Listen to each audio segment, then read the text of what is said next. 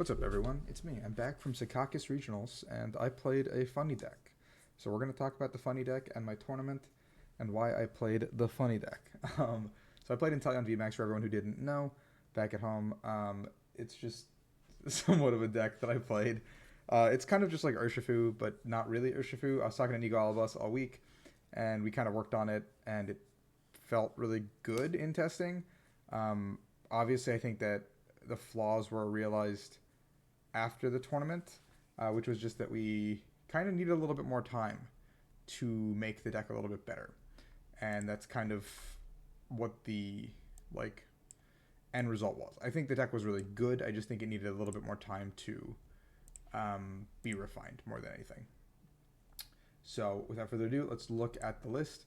I don't know why it imported a little bit wrong, but it's showing fighting energies instead of water. But these are water energies, so do not be concerned. I did not actually play fighting energies in this list. I don't know why it imported fighting energies instead of water. But the deck is pretty straightforward. It's 4-4-1-1 Inteleon with 1 quick shooting, 1 shady dealings. Quick shooting helps set up stuff. You need to get Drizzles to play the game, so pretty important. There's a 2-1 Octillery line. Octillery is the lifeblood of the deck because you need to Rapid Strike search any of your pieces. Basically, everything can be searched in the deck with the Rapid Strike search effectively, and the Rapid Strike energies are very important to find as well. Okay, just jump in. Yeah, I built this deck too. Okay. Yeah, also, you guys, you should put 4. Wait, hold on. Where do I stand? You can see anywhere. I'm out of the frame, bro. Come here. Alright.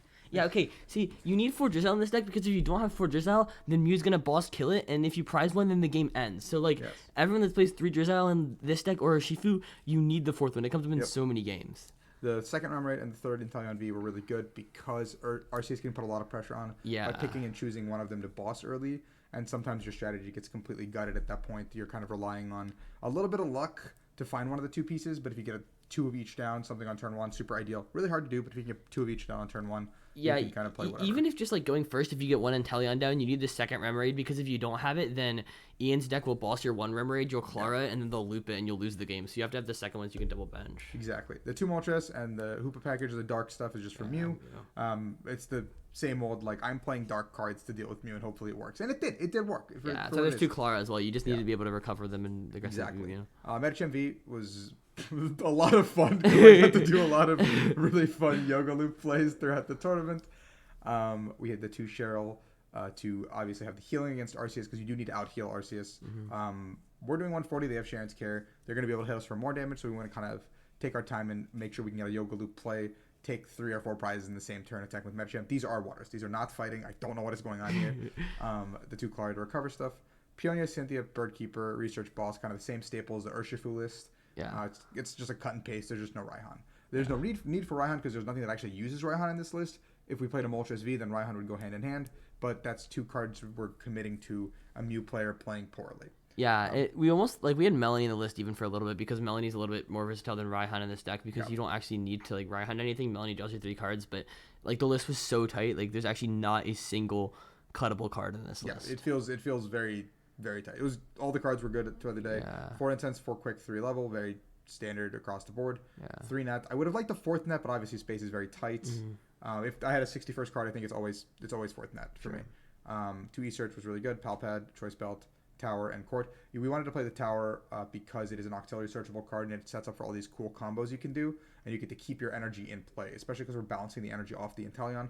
Unlike Urshifu, which we have like Air Balloon and all these other pivots, we need to have just a way to like combo cards. Yeah, you need a pivot in this deck. There was like Air Balloon originally, but then it got cut, and especially when we went with like a little bit heavier artillery, so you'd always have it in play. The Tower of Waters is just too good to be able to move your Inteleon out of there, and then Court is like just a necessary card. It's also so broken because against Mew they only play one thingy, and so you can like put Court in play and you'll have Court the entire rest. They play 1 non-Court stadium, 1 tower usually, and then you can have it the rest of the game. And against Arceus they have been only playing Court, so you can put the Court in play and then you get free double gunner every single turn with the Court. A lot of the times I played against Arceus throughout the tournament, they were after game 1 they were like, we can't give him Court, and I was like, well, if you're not giving me Court, you're not setting up your Arceus, so I don't care.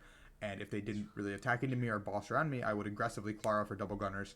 And I'll get into that at the tournament report. So round 1, I played against Luis Bermudez, who was playing Ice Rider, which was probably my scariest matchup because Ice Rider Calyrex is one of those few attackers that can one-shot me.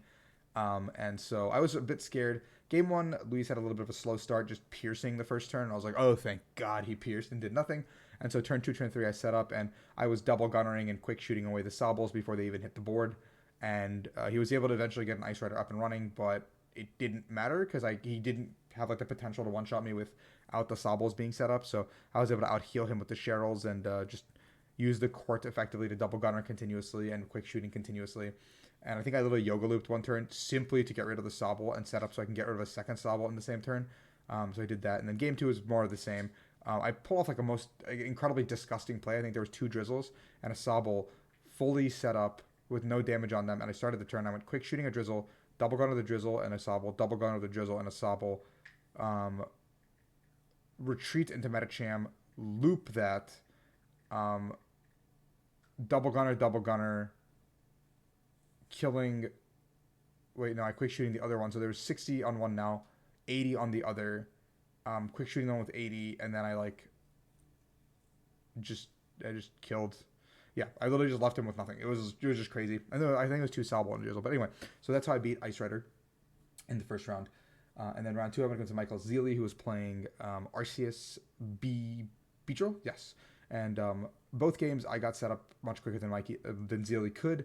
And there was a certain tipping point where once this deck gets set up, Arceus can't really deal with it because I'm going to out-heal them, outpace them, and they can't bench Sobbles and stuff. So against both games against Zeely, he kind of got what he needed, but it wasn't enough. And I was able to kind of get set up super perfectly. And the Sobbles were being hunted. And, when Arceus and other Inteleon-based decks can't use their Sobbles efficiently, it was not good for them. I think there was a turn where I also did like a double gunner, like kill a Sobble, loop a Sobble, and then attach to Metacham, quick shooting, choice belt, knock out the active Arceus for 4 prizes, which is kind of crazy to do, but I did it. It was awesome. Chip was watching. It was a lot of fun. I did a lot of really cool yoga plays across the tournament. A lot of fun. And round 3, I went against Cyrus, and they were playing a single prize Fiesta style deck, just like all the Arceus. Oh, the Arceus. It's like the bird box with Inteleon, but with no Arceus or anything like that. And both games against Cyrus was pretty favored for me because the deck plays all these single prize Pokemon that don't really do a ton of damage early and don't put a ton of pressure on you early. So I was able to just kind of keep the double gunners and the quick shootings going and loop away the Sobbles. And it was just a very one-sided fest because they don't put a ton of pressure on you. And Cyrus was able to take out my run rate early, but it didn't really matter because I was able to still set up behind that. And yeah. So round 4, I go up against Steven Salas Kahina. And in the first game, I should have scooped it really early, but they were playing Arceus, Bibarel, Dark, kind of like Ian's list, but without the Inteleon. No, I think it was Arceus Inteleon. It was basically Ian's list from the winning list. So I didn't really know to expect the Metacham. I should have, but I just kind of didn't, and I played out game 1 a lot longer than I should have. And then as soon as the Metacham play came down, I scooped and we went next. Game 2, I absolutely destroyed him after setting up perfectly, and then game 3, I was set up and I had to do, I think, 2 more attacks to win the game after my turns in time. But time got called and I was in an unlosable state. But a tie is a tie. So I just needed to learn to scoop that game 1 faster. I just thought I could win because this deck is very resilient. Unless you get boss, your artillery dies, and then you get Marnie stuck is the only 2 ways you die, really. So now I'm 3-0-1, still feeling pretty good about the day. I just realized I need to play faster against Arceus. Round 5, I go up against Gabe Smart, and I had 2 of the most bricky hands I had all day. Like no drizzles, nothing, both games, just kind of lost. Just kind of lost in like 5 minutes, whatever, it happens. And then round 6, I played up against Robert, and Robert was playing... I don't remember actually what Robert was playing. Oh, Mew. Robert was playing Mew. In both games, Robert basically just... the dark package worked. Like, the dark package worked absolutely perfectly. Everything went according to plan. I think... no, it went to 3 games, because game 2 I opened Baby Inteleon, and Robert was able to kill my Baby Inteleon, and then horn it the very next turn after killing it and kill it again. So Robert went down to 4 prizes before I could do anything, and I went Moltres, killed the active, and then Robert went into the Meloetta. I killed them. I had to kill a Meloetta with like a Moltres, so the game was basically over because I couldn't ever... Like, I killed the VMAX next turn, but the flowchart's already over, so I lose. So I scooped up the game right there, and then as soon as Robert established double VMAX, I was over. So And then game 3, I was able to get Robert with the Moltres packages. So now I'm 4-1-1. Gotta win 2. Feeling pretty nervous about the deck. Feeling pretty good in Tenero. Then I go up against Jeremy Gamilla. Game 1 is a long drawn out battle with some of my prizes being the absolute worst that I could possibly ask for.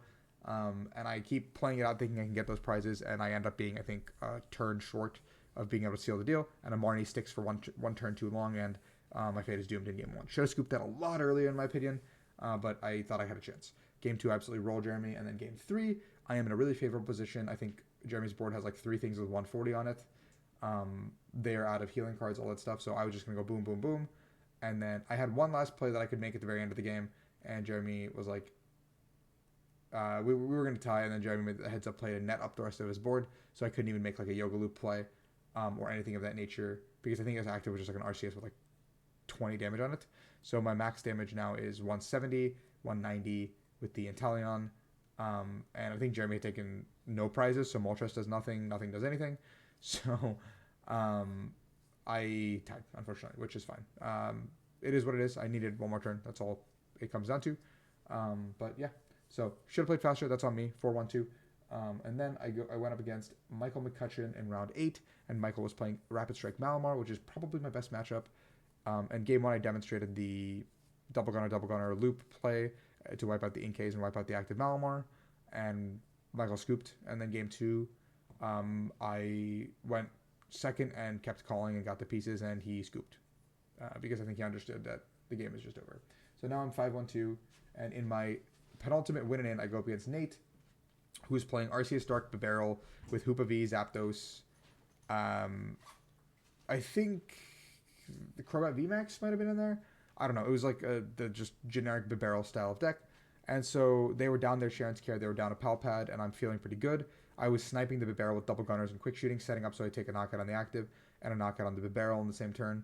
I think the active was a Hoopa V, and so I seal up the game in that manner.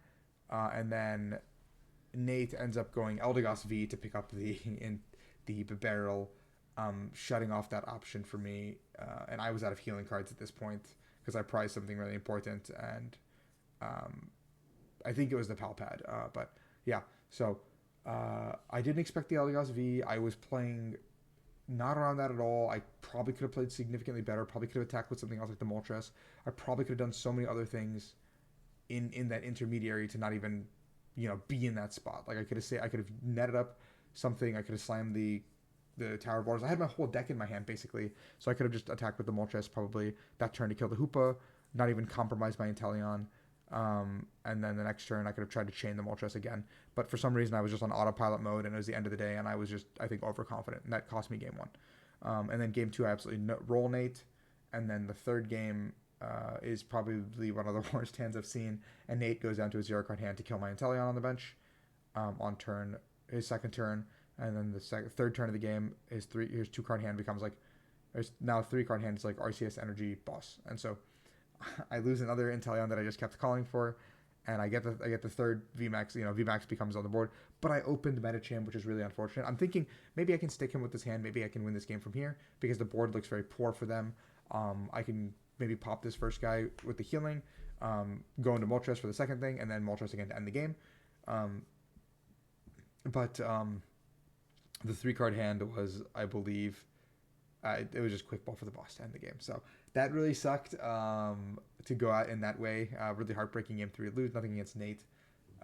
But obviously I would have liked to move on to day 2 with my funny deck. But I had a lot of fun playing it. Thank you to Nico for helping me out with the deck a lot. And thank you to all the boys for obviously always supporting me, and everyone here who's watching. I'll have the list posted on Twitter right after as well. So thank you as always, guys. I will be reviewing the rest of the decks for the tournament tomorrow. So peace out.